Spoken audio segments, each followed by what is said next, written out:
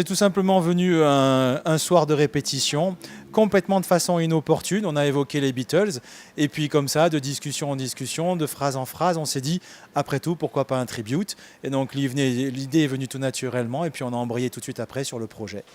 Donc il a débuté l'année dernière, du moins l'hiver dernier, dans un petit garage au fin fond de la nature entre Porto Vecchio et London, mais comme je disais, plus près de Porto Vecchio. Et donc ça a démarré tranquillement, au froid, parce que je crois qu'il faisait quasiment presque 2 degrés la première répétition.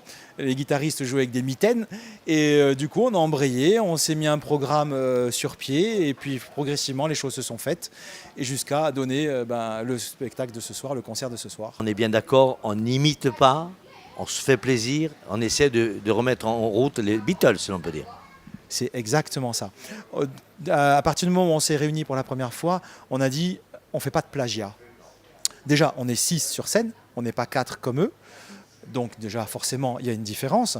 Il y a moi, le chanteur, entre guillemets, qui en fait les 2 tiers, qui ne joue pas d'instrument. Donc ça aussi, c'est aussi un point de différence avec eux. On rajoute peut-être davantage de voix, bien que les Beatles, à la fin de leur parcours, faisaient aussi beaucoup d'enregistrements en studio. Donc les disques que l'on entendait étaient aussi des superpositions de leur propre voix. Donc c'est pour ça que des fois, on a l'impression qu'ils étaient 5 ou 6 à chanter. Mais c'était McCartney doublait sa voix, Lennon aussi, sur des pistes différentes. Et c'était de l'assemblage. Donc ce qui donnait un peu tout ce volume et tout ce relief vocal. Donc nous, on n'a pas voulu essayer de recréer ça. On l'a fait très modestement et très humblement à notre petit niveau. Et on espère que le résultat sera à la hauteur des attentes, avec une petite personnalisation de certains morceaux, et vous nous direz vous-même ce que vous en avez pensé. Alors l'été dernier, on a dû avoir, je crois, 7 ou 8 dates. Cet été, c'est quasiment la même chose. On ne peut pas se permettre d'en avoir davantage parce que forcément c'est un gros groupe, c'est une grosse structure.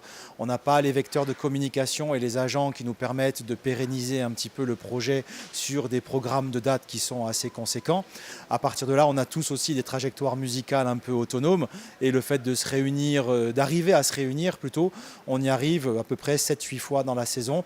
Et en l'occurrence, je crois que c'est la 2e de cette saison, c'est ici chez vous ce soir à Île-Rousse. Alors si on va synthétiser un petit peu, on peut dire que c'est une bande de copains, des passionnés de musique, et avant tout c'est ça. C'est exactement ça. On ne se prend pas la tête, on n'a rien à gagner. Je ne veux pas dire qu'on a tout à perdre, non. À la rigueur, on rentre avec les tomates. Mais ça, non, comme je me répète, pour l'instant, ça va, pourvu que ça ne commence pas ce soir. Donc non, on est là vraiment pour le pur bonheur et le pur plaisir de la musique. All you need is love.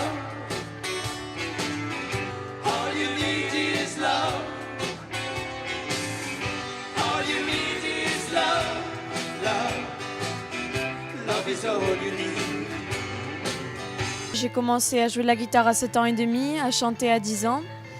Et alors l'an dernier, j'ai fait déjà des premières parties, Diana Salicet, Canta o Popolo Gors, Witiami Adialesi. Et cette année, j'ai fait la première partie du Cilantano Tribute Show et d'Amir. Alors, comment est venue cette passion? Parce que comment tu t'es découverte en gros? Moi, jouer de la guitare, j'ai toujours voulu faire ça. Ça m'est venu comme ça. Et la guitare, ça m'a donné envie de chanter. Alors, naturellement.